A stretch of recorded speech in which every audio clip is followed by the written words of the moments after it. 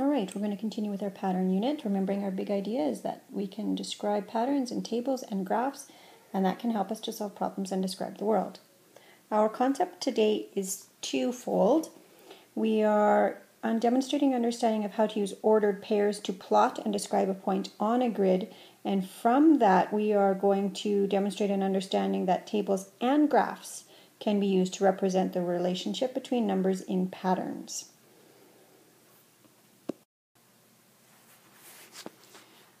All right, first we're going to learn about the coordinate grid system. It was discovered by a French mathematician named René Descartes, and now in his honor it is called the Cartesian plane. So when you see Cartesian plane, it also is the same as a coordinate grid. Where two numbers intersect is how we determine the position of a plot point or a point on a coordinate grid. The original position is 0, 0, so 0 over 0 up, which would make it this point right here, and we call that the origin. Whenever we are plotting points, we always move the first number to the right and the second number up. It's always over, then up. So if we have this point here, that would mean we would have to travel 5 over and 3 up, and that would be our point. So that would be point A.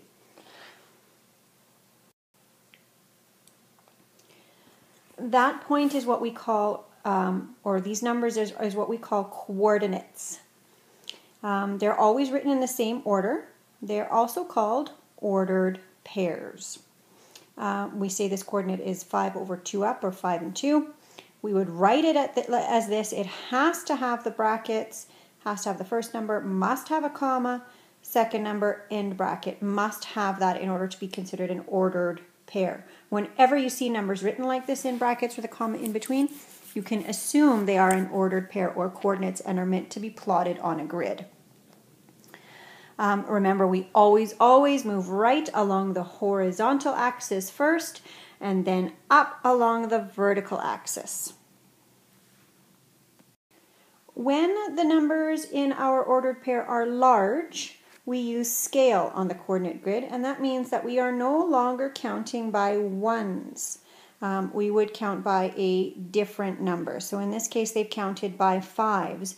And you'll notice they always count on the lines. Very important to count on the lines, not spaces. Okay, not spaces. Be clear on that. It allows you to be more exact.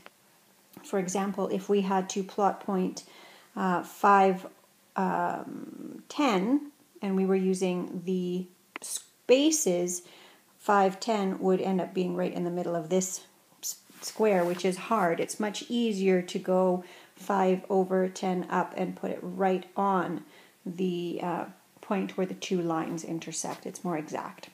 And we know mathematicians like to be exact. All right, so let's assume we're going to plot this point B, 10 over, 30 up. We start at 0. We move to 10, which is actually only 2 squares, and we move up to 30, which is actually 6 squares, which then makes this our point. We put the dot where the point is, and we put the name of the point beside it.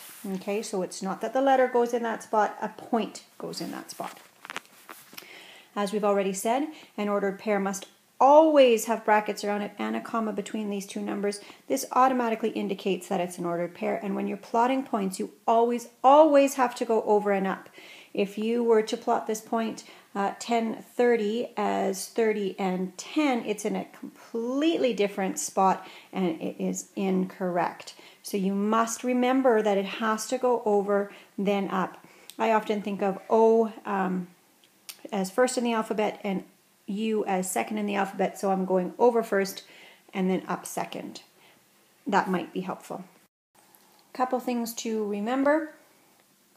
The origin on a graph is 0, 0. The axis is what we call the horizontal or vertical line. The horizontal axis is over, the vertical axis is up. So when you see axis, you know it means the side. All right, at this point you're going to take some time to practice plotting your points. So press pause, and if you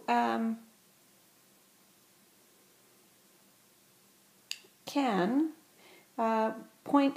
figure out where the points would be on the grid above.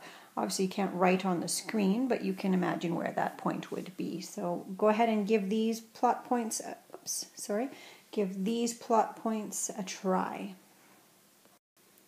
All right, let's take a look. C is 5 over and 10 up, so 5 over, 10 up. This would be C right there. D, 20 over and 15 up, and remember you have to go over first, so 20 over, 15 up. Oops, I went too far. There we are, and that's point D.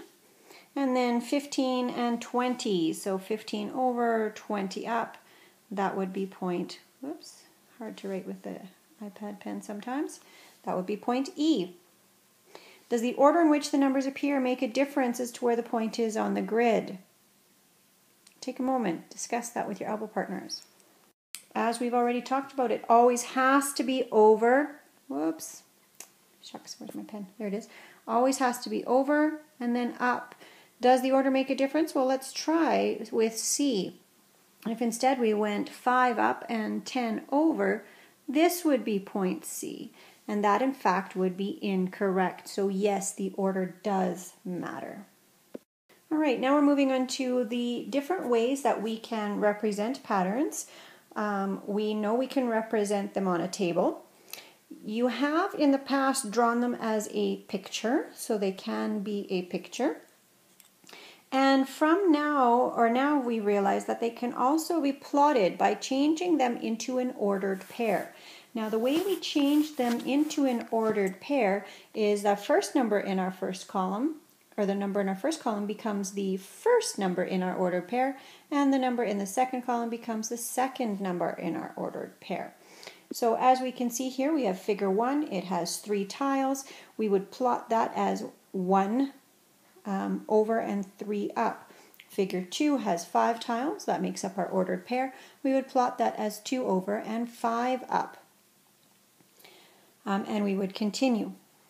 The nice thing about plotting them on a table is that we can extend the table to find the number of tiles for the 7th figure, which would allow us to plot that point as well. Then we would draw the graph. It's been done here for you. You need to draw and label the coordinate grid. We must label the axis with column headings. As always, labeling your graph is hugely important. So it needs to have a specific title, the number of tiles in a pattern. Has to have a title for the first number and then the second number. Remember, in your ordered pair, the first number is the first number in the column, and the second column is the second number, so the same title applies. So the title for your first column is here, figure number. The title for your second column is here, the number of tiles. And as you see, they've counted by ones on each one. You need to count by the same number on each side. And then they've made their coordinates using those numbers. Remember, it has to appear in brackets with a comma in between to be a coordinate or an ordered pair. And then they plotted their points. And as you can see, their points have already been plotted. A really good way to realize whether or not you've plotted your points correctly is with a pattern, it is a regular kind of change. So it should create a straight line. If it hasn't created a straight line, you have probably plotted your points incorrectly. Now, another way that we can describe how the plot point moves, we can see that we had to move 1 to the right and 2 up to reach the next point. 1 square over, 2 up. 1 square over, 2 up. And that's how we could describe what we've done each time with the points from one point to the next point. So if we had this table, we could graph this information. The input being the first column, that would be there. Output being the second column, that would be there. A title for this graph is difficult because these were not labeled more specifically, so a title for this table is hard. We can't really do one. Numbering wise, we see this one has to go up to 4. This one goes up to 14. So here they've chosen to number by 2s, and remembering they're numbering the lines, not, the lines, not the spaces. So remembering to do that. They've plotted all their points, 1 over 5 up. Now interesting, remember 5 is right between 4 and 6, so that would have to be, your point would have to be halfway in between. And 2 over 8 up, you can plot properly. 3 over 11 up, again 3 over 11 up, 11 is right between 10 and 12, so it's halfway in between. And our last one, 4 over and 14 up. How could we describe this? We could describe this as going 1 over and 3 up. And now they haven't talked about the number of squares, they've talked about the number change. So from 1 to 2 is 1. From 5 to 8 is 3. So your output then would increase by 1. Sorry, your input, and your output would increase by 3. So it directly relates to the numbers that are on your table. As we can see here, we're increasing by 3 each time. As we can see here, we're increasing by 1 each time. Sorry, I was going to draw the table again. All right, a couple things to remember when graphing. Number the lines, label. Number in a regular interval, so you have to number by 2s or 5s, 1s, 3s, whatever. And you always have to start at 0. So when you're numbering, if you're numbering by 2s, for example, it's not so bad. 0, 2, 4, 6, and so on. If it were an odd number, you cannot go 0. If our first number happened to be 1, for example, you cannot go 0, 1, 3, 6, and so on. It has to be with a regular interval. Your first column or your input is always the over, the bottom side. Your output or your second column is always the up, the side part. All right, now it's your turn to practice. You're going to record each pattern in a table. You're going to draw the graph, and you're going to explain how the graph represents the pattern. So be ready to explain that part. Press pause and grab your graph paper and try it now. All right, let's take a look. So first I'm going to graph this information. It is a figure, so I'm going to go figure number here. And I'm going to go number of tiles over here, or number of squares, whichever you prefer. So figure number 1, number 2, number 3, number 4, and so on. 1, 2, 3, and 4. Number of tiles, 1 tile, 2 tiles, 3 tiles, 4 tiles, and so on. So not too tricky. As a title for this particular graph, I would probably call it number of tiles in a figure. It's about as specific as I can get. My bottom is my figure number, so figure number. My side is my number of tiles, so number of tiles.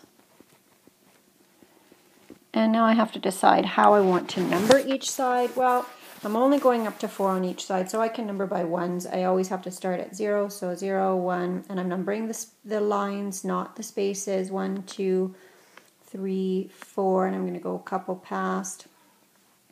And 1, 2, 3, 4, I'm going to go a couple past as well. And I plot my first point, 1 over 1 up. My second point, 2 over 2 up. My third point, 3 over 3 up. My fourth point, 4 over 4 up. And I now have my points. How can I explain how this graph represents the pattern? Well, I could see that I move 1 over and 1 up. And I can see that it's going by 1s on the input and 1s on the output. Oh, it was fairly easy. Now you get a chance to try on your own. All right, now you're going to move on to your practice. This is 2 lessons. The first one is going to be just coordinate grids, and the second one is applying what you learn about coordinate grids into making your table into a graph and representing the relationship between the numbers. So page 26 and 28, numbers 1, 2, 3, and 8. Page 31 and 32, numbers 2, 3, and 4. Make sure, of course, if you have questions that you always remember to ask.